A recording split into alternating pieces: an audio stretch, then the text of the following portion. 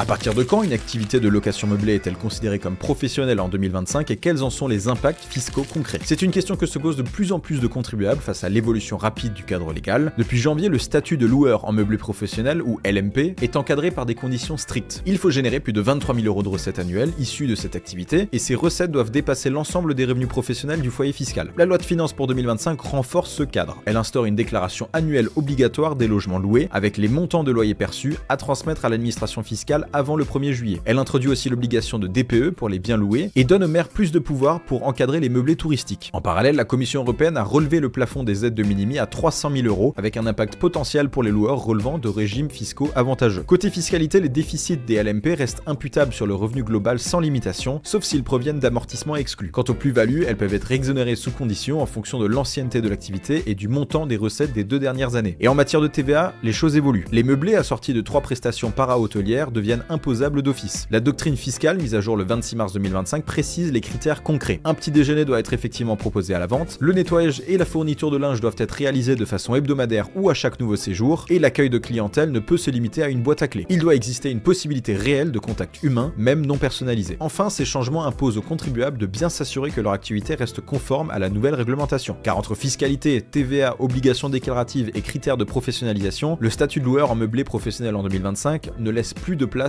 à l'improvisation.